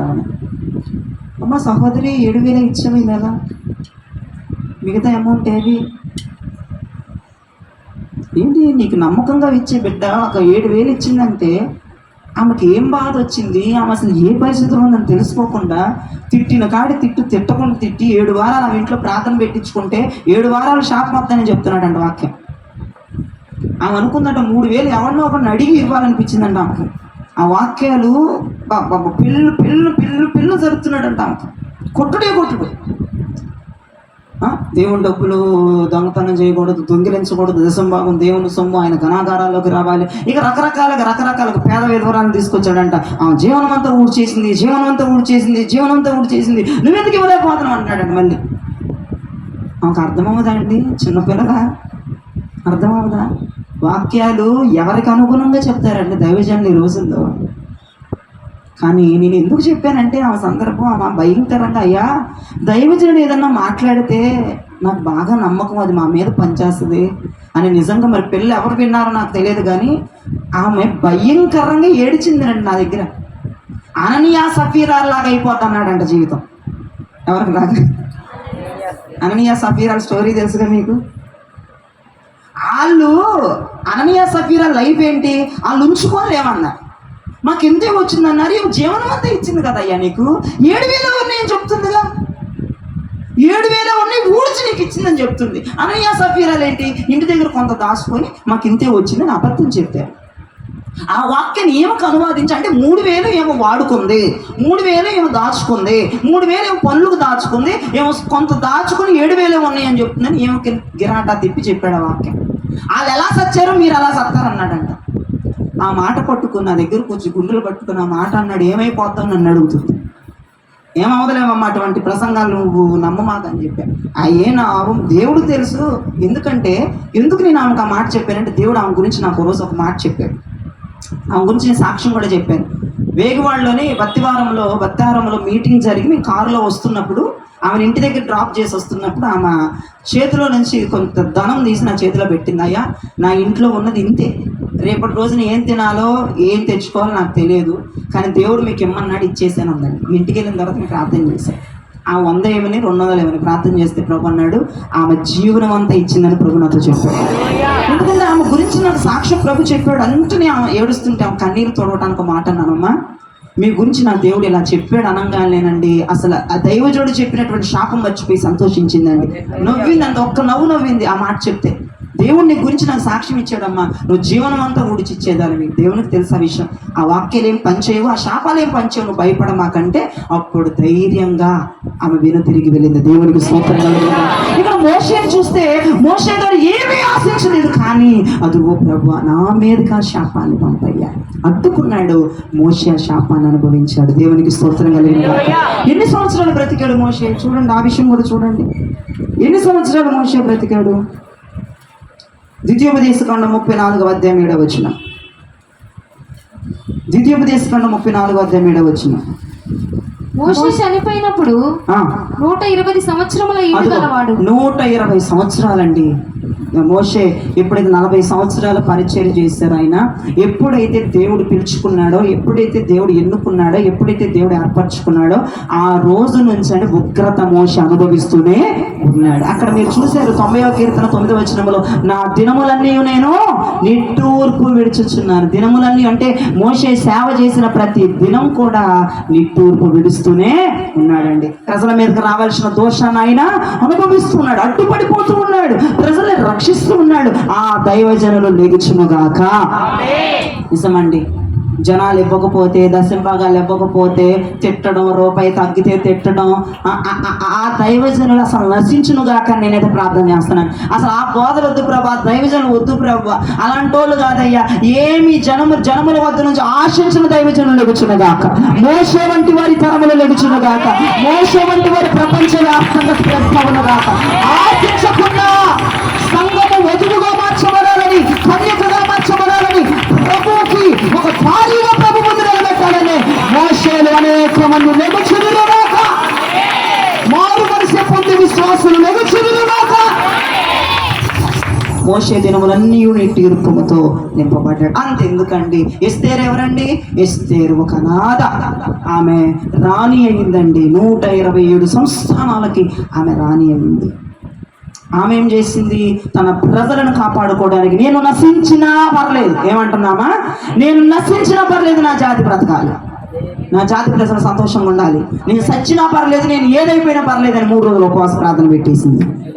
3 రోజులు కట్టిక మంచినీళ్ళు కూడా తాకుండా తన పక్కన ఉన్న చెలికత్తులతో సహా ఉపవాసం ఉండిచ్చింది. చివరికి తన జాతిని తను రక్షించుకుంది. నేనేం చెప్తున్నానంటే, దైవజనుడు ఆశించట్లా, ఏది ఆశించకుండా మీ కొరకు ప్రలాపించే దైవజనులు ఎగవాలి. ఏది ఆశించకుండా, ఒక గట్టి పరకు కూడా ఆశించకుండా దైవజనుడు మీ కొరకు ప్రలాపించాలి, మీ కొరకు కన్నీరు కాల్చాలి. దానికి తదు నిమిత్తము మీరు మారు మనసు పొందుకోవాలి. మన దాసుడు, మన దైవజనుడు ఆశించకుండా మా కొరకు మొక్కలు ప్రయాసపడుతూ కష్టపడుతూ ఉన్నాడు. ఆ కష్టాన్ని, ప్రయాసని, వాటన్నిటిని కూడా మీరు ఏం చేయాలి? మారు మనసు క్రిందకు మీరు తీసుకొచ్చుకోవాలి. మారు మనసు వస్తుంది ఆటోమేటిక్గా. ఆ దైవజనులు కనపడితే ఆటోమేటిక్గా సంఘాలన్నింటిలో మారు మనసు వచ్చేస్తుంది. ఇప్పుడు సంఘాలన్నీ మా దైవజనుడు డబ్బులు అడుగుతాడండి, ఇవ్వకపోతే తిడతాడండి. ఆమె ఎంత ఏడుస్తుంది? 7 నెలలు బట్టి 6 నెలలు బట్టి ప్రసంగాల మీద ప్రసంగాలు ఏమకే చెబుతున్నాడంట. అప్పుడు దేవుడు అన్నాడంటే, అమ్మాయి ఆయనకి ఇవ్వటం మానేసి ఈ 2 నెలల దశమ 20,000 రూపాయలు వేరే వాళ్ళకి ఇమ్మన్నాడంట. ఇచ్చేసిందంట. అట్టాగే ఇంకా మొదలేసాడంట ప్రసంగాలు చెప్పుకుని నేను వదిలేసిందంట. ఎందుకంటే నమ్మకత్వాన్ని పోగొట్టేసుకున్నాడు దైవజనుడు. ఇప్పుడు 7,000 రూపాయలు ఇచ్చింది, ఇంటికి వెళ్ళి ప్రార్థన చేయి. ఎంతవరకు నిజం? దేవుడు నీకు చూపిస్తాడు కదా, నీకు చెప్తాడు కదా. అలా తిట్టాల్సిన అవసరం ఏముంది? ఫోన్ చేసి అడగాల్సిన అవసరం ఏముంది? 3,000 అయ్యాను, తప్పు కదా అది. ఆలోచించండి ఒకసారి. ఒక ఎస్తేరు లాంటి వాళ్ళు, ఒక మోషే లాంటి వాళ్ళు దేవుడు లేపుకోవాలని నేను ప్రార్థన చేస్తున్నాను. అటువంటి నీతి కలిగిన, నిజాయితీ కలిగిన దైవజన దేవుడు ఎన్నుకున్నాను గాక. ఆయన రాకడ వరకు, వాళ్ళ పోకల వరకు వాళ్ళు అలానే ఉండాలి. మనస్తత్వం మారకూడదు. దేవునికి మహిమ కలుగును గాక. వాళ్ళ మనస్తత్వాలు అలానే స్థిరమైపోవాలి. నెహెమ్యా గారు కూడా అంటున్నారు, 9వ అధ్యాయము 7-8 వచనాలు మీరు చూడగలిగితే, వీళ్ళందరూ ఎవరు? ఒక మాటలో చెప్పాలంటే ఏర్పాట్లో ఉన్నవారు. అనండి ఒకసారి, గట్టిగా చెప్పండి. నెహెమ్యా గ్రంథం కూడా చూడండి, 9వ అధ్యాయం 7-8 వచనాలు. దేవా యెహోవా అబ్రహామును ఏర్పరచుకొని కల్దీయుల ఊరు అను స్థలము నుండి యువతులకు అతన్ని రప్పించి అతనికి అబ్రహాము అని పేరు పెట్టిన వాడవు నీవే. అతడు నమ్మకమైన మనస్సు గలవాడని. అదిగో అబ్రహాము గారి గురించి చెప్తున్నారు నెహెమ్యా గ్రంథంలో. అబ్రహాం గారు ఎవరంట? నమ్మకమైన మనస్సు కలిగిన వాడు. దేవునికి స్తోత్రం కలిగిన గాక. నమ్మకమైన వారండి. అందుకే దేవుడు వీళ్ళని ఏర్పరచుకున్నాడు. మొట్టమొదటి పాయింట్ ఏంటంటే, ఏది ఆశించకుండా ప్రజల కొరకు త్యాగమైపోవాలి దైవజనులు. రెండవది, మోషే ఎవరి ఏర్పాట్లో ఉన్నారు? యెహోవా ఏర్పాట్ల మోషే ఉన్నాడు. దేవునికి స్తోత్రం చెప్పాలి. ఎస్తేరు కూడా యెహోవా ఏర్పాట్లో ఉంది. మోషే గారు కూడా యెహోవా ఏర్పాట్లో ఉన్నారు. అబ్రహాము గారు కూడా యెహోవా ఏర్పాట్లో ఉన్నారు. ఈ ఏర్పాట్లో ఉన్న వారికి ఏ టైటిల్ ఉంది? అబ్రహాము ఏర్పాట్లో ఉన్నారు. ఏ టైటిల్ ఉంది? నమ్మకమైన మనస్సు కలిగిన వాడు. మోషే గారు యెహోవా ఏర్పాట్లో ఉన్నారు. ఆయనకేం టైటిల్ ఉంది? నా ఇల్లంతట్లో నమ్మకస్తుడు. టైటిల్స్ వాళ్ళకి అలా ఉన్నాయి. నమ్మకమైన వాళ్ళని దేవుడు ఏర్పాటు చేసుకుంటాడు. నమ్మకమైన వాళ్ళు దేవుడికి కావాలి. దేవునికి స్తోత్రం చెప్పండి. నమ్మకమైన వాళ్ళని దేవుడు ఏర్పాటు చేసుకుంటాడు. దేవుడు ఎన్నుకుంటాడు. దేవుడు వాళ్ళని సెలెక్ట్ చేసుకుంటాడు. మీకు కావాలంటే 1 కొరింథీయులకు రాసిన పత్రిక, నేను ముగిస్తున్నాను, 1వ అధ్యాయము 28-29 వచనాలు చూడండి. అపోస్తలుడైన పౌలు అంటున్నారు, 1 కొరింథీయులకు 1:28-29 వచనాలు. జ్ఞానులను సిగ్గుపరచుటకు లోకములనున్న వెర్రివారిని దేవుడు ఏర్పరచుకొని ఉన్నాడు. బలవంతులైన వారిని సిగ్గుపరచుటకు లోకములో బలహీనులైన వారిని దేవుడు ఏర్పరచుకొని ఉన్నాడు. ఎన్నికైన వారిని వ్యర్థము చేయుటకు లోకములో నీచులైన వారిని తృణీకరింపబడిన వారిని ఎన్నికలేని వారిని దేవుడు ఏర్పరచుకొని ఉన్నాడు. చేతులెత్తి గట్టిగా స్తోత్రం చెప్పండి. మీకు అర్థమైందా? దేవుడు అంట జ్ఞానులను సిగ్గుపరచడానికి ఎవరిని ఏర్పరచుకున్నాడంట? ఎర్రలను, పిచ్చలను. ఎవరిని? పిచ్చోళ్ళని. మరి బాబు నువ్వు పిచ్చోడవా, ఎర్రోడవా, తెక్కలోడవా అర్థం కాదు. నువ్వు నమ్మకమైనోడవైతే నువ్వు ఎర్రోడమైన దేవుడు నేను ఏర్పాటు చేసుకుంటాడు. కానీ దేవుడికి కావాల్సింది ఏంటి? నమ్మకత్వం. ప్రైజ్ లార్డ్ చెప్పండి. నమ్మకం. ఇప్పుడు నువ్వు ఒక పని చేస్తున్నావు చర్చిలో, నమ్మకంగా చేస్తున్నావా? దైవజనుడు పక్కన ఉంటున్నారు, నమ్మకంగా ఉంటున్నావా? మందిరానికి వస్తున్నావు, నమ్మకంగా ఉంటున్నావా? దేవునికి నమ్మకంగా ఉన్నావు అనుకో, నువ్వు ఎర్రిదానమైన పిచ్చిదానమైన దేవుడు నిన్ను ఏర్పాటు చేసుకుంటాడు.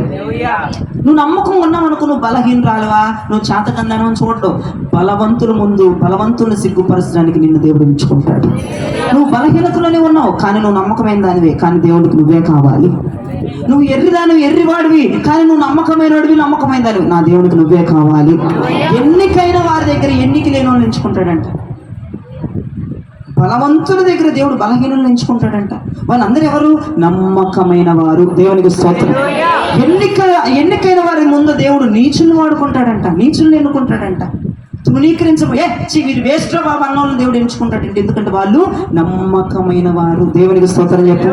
అయ్యగారు నేను ఎరిదాన్ని, అయ్యగారు నేను బలహీనరాలను, అయ్యగారు నేను తృణీకరించబడింది అన్నయ్య గారు, అయ్యగారు నేను ఎన్నికలేంది అన్నయ్య గారు. దేవునికి నువ్వే కావాలి. ఎందుకంటే నువ్వు నమ్మకమైన దానివి. కొట్టుగట్టిగా సాగట్టు. నువ్వు నమ్మకమైన దానివి, నువ్వు నమ్మకమైన వాడివి. నువ్వు ఎర్రోడువా నాకు అనవసరం, నువ్వు బలహీనుడువా నాకు అనవసరం, ఎన్నికలేనివాడువా నాకు అనవసరం, నువ్వు నీచమైనవాడువా నాకు అనవసరం, నువ్వు తృణీకరించబడిన వాడువా నాకు అనవసరం. నువ్వు నమ్మకమైనడు కాబట్టి నువ్వు నాకు కావాలి. దేవుని ఏర్పాటు చూడండి ఎలా ఉందో. ప్రైజ్ లార్డ్ చెప్పండి. దేవుని ఏర్పాటు అనేది దేవుడు అందం చూసో, లేదంటే నీ యొక్క స్టైల్ చూసో, లేదంటే నీ జ్ఞానం చూసో దేవుడు ఎన్నుకోడు. నీ నమ్మకత్వాన్ని చూసి దేవుడు ఎన్నుకుంటాడు.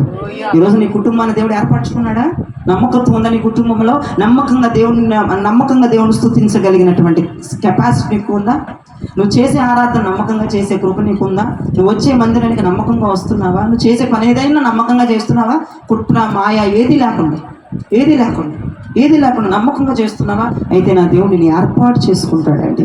ఈ ప్రపంచంలో 7,50,00,000 మంది పైగానే జనం ఉన్నారు. 7 కోట్ల మంది పైగానే జనం ఉన్నారు. ఒక్కొక్కరి మీద దేవుడు ఒక్కొక్కరి ఏర్పాటు కలిగి ఉంటాడండి. ఒక్కొక్క ఏర్పాటు దేవుడు అనాదిలోనే కలిగి ఉన్నాడు. నేను నమ్మకమైన వ్యక్తిని కాబట్టి దేవుడు నాకు ఈ పనిని అప్పగించాడు. నేను చనిపోయిన దాకా, ఆయన వచ్చిన దాకా ఈ నమ్మకత్వాన్ని నేను కాపాడుకోవాలి. నమ్మకమైన వారికి దేవుడు పనులను ఎలా చేస్తాడు? నమ్మకమైన వారికి దేవుడు పనులు ఇస్తాడు. సౌలు నమ్మకమైనవాడు అని ఇస్తే నమ్మకాన్ని కోల్పోయాడు. కానీ తృణీకరించబడినటువంటి దావీదును దేవుడు సింహాసనం ఎక్కించాడు. ఎందుకంటే దావీదు తృణీకరించబడినవాడుగా, దావీదు గొర్రెలు కాచుకునేవాడుగా కాదు. అక్కడ దావీదు నమ్మకమైనవాడు అని దేవుడు ఆ పోస్ట్ ఇచ్చాడు. అర్థమైందా? దావీదు యొక్క కేటగిరీ చూసి, దావీదు యొక్క డ్రెస్సింగ్ స్టైల్ చూసి ఇవ్వలేదు ఆ జాబ్ని. దావీదు నమ్మకత్వాన్ని చూసి ఇచ్చాడండి. అలాగే దావీదు నమ్మకత్వాన్ని కాపాడుకున్నాడు. ఈ రోజున ఎవరెవరు నమ్మకంగా ఉంటారు? ఇప్పుడు చర్చిలో కొంతమంది పనులు చేస్తున్నారు, నమ్మకంగా చేయాలి. దైవజనుడు వదిలేస్తున్నాడు అంతే. మీరు చేస్తారు లేదు, మీరు చేయాలి నమ్మకంగా. నీకు ఇచ్చిన పని నమ్మకంగా చేసుకోవాలి. ఏది ఏమైనప్పటికీ కూడా దేవుడు నీకు ఒక పని అప్పగించాడంటే దాన్ని నమ్మకంగా చేసుకోవాలి. దేవుడు నీకు ఆయుష్ని ఇస్తున్నాడంటే ఆ ఆయుష్ని బట్టి నువ్వు నమ్మకంగా దేవుడిని స్తుతించాలి. నటించకూడదు, స్తుతించాలి. ప్రైజ్ లార్డ్ చెప్పండి. నువ్వు ప్రార్థన చేస్తావు అన్న నమ్మకం దేవునికి ఉండాలి. నువ్వు తెల్లవారుజాము లెగుస్తావు అన్న నమ్మకం దేవునికి ఉండాలి. నువ్వు మందిరానికి వస్తావు అన్న నమ్మకం దేవునికి ఉండాలి. నువ్వు సర్వాంగ బలిగా దేవునికి అర్పిస్తావు అన్న నమ్మకం దేవునికి ఉండాలి. అప్పుడు నా దేవుని ఏర్పాట్లోకి నువ్వు వచ్చేస్తావు. ఆయన ఏర్పాట్లోకి వస్తే బలమైన కార్యాలని ద్వారా దేవుడు చేయిస్తాడు. ఆయన ఏర్పాటు కిందకు వస్తే, ఆయన చేతి క్రిందకు వస్తే, ఆయన యొక్క నీడ క్రిందకు వస్తే బలమైన కార్యాలని కుటుంబం ద్వారా దేవుడు జరిగిస్తాడు. ఎంతమందికి వాక్యం అందమైన ప్రభుత్వ స్తోత్రం. మొట్టమొదటి మాట, త్యాగము చేసే దైవజనులు ఎగవాలి. మొట్టమొదటి మాటలోనే దాన్ని చూసి మారు మనసు పొందే విశ్వాసాలు కూడా ఎగవాలి. ఇక రెండో విషయానికి వస్తే, దేవుడు ఎవరిని ఎన్నుకుంటాడంట? ఏర్పాట్లో ఉన్న వారిని. దేవునికి స్తోత్రం చెప్పి దేవుడు ఏర్పరచుకుంటాడంట. రెండవ మాట అది. దేవుడు ఏర్పరచుకుంటాడంటే ఎవడు పడితే వాడిని ఏర్పరచుకోడు. దేవుడు కొంతమందిని ఏర్పరచుకుంటాడంటే ఎందుకు? ఏం చూసి ఏర్పరచుకుంటాడు? మూడవ మాట, నమ్మకత్వాన్ని చూసి. ప్రైజ్ లార్డ్ చెప్పండి.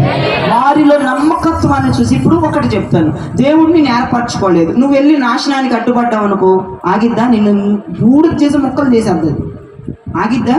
ఎవడ పడితే వాడు వెళ్ళి అట్టుంటానంటే ఊరుకోడు దేవుడు. ఏర్పాట్లో ఉన్న వాళ్ళు అట్టుండాలి. వెళ్ళి ఏర్పాట్లో ఉన్న వాళ్ళు వీళ్ళు అట్టుంటే అది వాళ్ళ మీదకు రాదు. నీ మీదకి వచ్చిన నువ్వు బ్రతుకుతావు. అది 2-3 రోజులు, కొన్ని రోజులు ఉంటుంది. దాన్ని దేవుడు నిదానంగా తొలగించేస్తాడు. ప్రైజ్ లాడి చెప్పండి. ఏర్పాట్లో ఉన్నవారు అడ్డుగా ఉంటే వారు ఆపగలరు ఆ ఉగ్రతని, వాళ్ళు ఆపగలరు ఆ కోపాన్ని, వాళ్ళు ఆపగలరు ఆ శాపాన్ని. ఏర్పాట్లో లేకుండా నేను ఉంటాను, నువ్వు రావద్దు ప్రభా, అది ప్రభు, ఇది ప్రభు, నువ్వు మంచాన పడతావు, లేకవేక కోలుకో, చచ్చిపోతావు అట్టాగే. ఏర్పాట్లో ఉన్నవాడు మాత్రమే నీ కోపానికి నేను అడ్డుగా ఉన్నానని అనాలి. లేదనుకో, నువ్వు తూతూ మంత్రాల్లాగా వెళ్ళిపోయి అడ్డుగా ఉన్నానయ్యా, నా ప్రజల దోషం అంతా నా మీద వేసి వాళ్ళ మీదకి వెళ్ళొద్దు, వీళ్ళ మీదకి వెళ్ళొద్దు అని ఎట్ట పడితే అట్ట ప్రార్థనలు చేసి నువ్వు గనక అడ్డుగా నిలబడ్డావంటే నువ్వు ఏర్పాట్లో లేవు. అసలు నువ్వు ఏర్పాట్లో లేవు. అలా అడ్డుగా నిలబడితే నీ కుటుంబం అంతా దరిద్రంలోకి, శాపంలోనికి, చావు బ్రతుల్లోకి వెళ్ళిపోతాయి. ఆలోచించండి. ఈరోజు నువ్వు నమ్మకత్వంగా ఉండు, నా దేవుని ఏర్పాట్లోకి తీసుకుంటాడు. అంతేకాదు, అనేకమైనటువంటి దేవుని కోపాన్ని చల్లార్చే గుంపులో మనమే ఉండాలి. ఆయన నిర్ణయాలు మార్చే గుంపులో మనమే ఉండాలి. ప్రజల మీదకి వస్తున్న శాపాన్ని అడ్డుకునేటువంటి సంఘముగా మన సంఘం ఉండాలని నేను సంపూర్ణమైన బోధ చేస్తున్నాను. నేను పరిపూర్ణమైన బోధ చేస్తున్నాను. అనేకమైన శాపాలను అడ్డుకునే అభిషేకము దేవుడు మన మీదకి కుమ్మరించాలి. ఎలా ఉండాలి? 3వ పాయింట్ దగ్గర నుంచి రావాలి. నువ్వు పైకి నమ్మకం నువ్వు కాపాడుకో. నమ్మకంగా ఆరాధన చేయి. నా ప్రాణమా, ఆయన చేసిన ఉపకారంలో దేనిని నువ్వు నమ్మకంగా ఉండు. దేవుడికి ఇచ్చే దాంట్లో, వచ్చే దాంట్లో, దేవుని ఆరాధన చేసే దాంట్లో నువ్వు ఏది చేసినా నమ్మకంగా చేయి. దేవుడు ఏర్పాట్లోకి వస్తావు. ఇక దేవుని కోపాన్ని చల్లార్చే వ్యక్తిగా నీ దేవుడు వాడుకుంటాడు. వెంటనే ఇప్పుడు నీ బిడ్డల మీద దేవుని కోపం వచ్చిందనుకో, అయ్యా నా ముఖం చూడయ్యా, ప్లీజ్ నా ముఖం చూడు అని అంటానికి ఆస్కారం ఉంటుంది నీకు. అయ్యా వాడు చిన్నోడు, తెలిసి తెలియక చేశాడు, నా ముఖం చూసి క్షమించు. ఖచ్చితంగా నీ ముఖం చూసి దేవుడు క్షమిస్తాడు. ఇక ఆయన మీద తీసేస్తాడు దేవుడు. ప్రైజ్ లార్డ్ చెప్పండి. మోషే కూడా అలానే అన్నాడు, అయ్యా నా ముఖం చూసినా కదా, వాళ్ళ ముఖం చూసొద్దు, వాళ్ళ చిన్నపిల్లలు నా ముఖం చూసా సరే పద అన్నాడు దేవుడు. ప్రైజ్ లార్డ్ కలుగునగా పద అన్నాడు. అలాంటి సంఘంగా మన సంఘం గుర్తు తెచ్చుకోవాలి. అలాంటి సంఘంగా గుర్తింపును పొందాలి. నా ముఖం చూసి ఒకసారి అనండి అన్నమాట. ఏముంది పేడ ముఖం? నీ ముఖం చూసా, నీ ముఖం చూస్తే దేవుడు చిరపట రేగిపోతాడు. తాలింపు లేకపోతే రేగుతీ చూసావా, మిరపకాయలు అట్ట రేగుతాడు ఆయన. అందుకే నమ్మకత్వంగా ఉండు. ఆ తర్వాత ఆ మాటను, నా ముఖం చూసి నా భర్తను క్షమించు. నా ముఖం చూసి మోషే అన్నాడు కదా, అయ్యా నా ఒక్కడ పేరే జీవగ్రంథంలో తుడిపేసి అక్కర్లా అన్నాడు. అంతే, తుడిపోయి వాళ్ళు రాని నేను వచ్చి ఏం చేయను అక్కడ, వదిలే. సరే మోషే, సరే వస్తాను పద అన్నాడు ప్రభు. దేవునికి స్తోత్రం కలుగును. అలాగున ఒక మోషే వంటి లక్షణాలు, మోషే వంటి దైవజనులు, ఉగ్రతని, కోపాన్ని ఆపేటువంటి వారు మన సంఘములో లెగుచుదురుగాక. అంతేకాదు నమ్మకస్తులు అనేకులు లెగుచుదురుగాక. అసలు మన సంఘమే దేవునికి నమ్మకంగా రుణపడిపోయి ఉంటున్నగాక. దేవుని ఏర్పాట్లకి మనందరం వచ్చేదుగాక. ఈ వాక్యము దేవుడు దీవించి, మిగిలికి ఆశీర్వదించి ఫలింపచేయుగాక.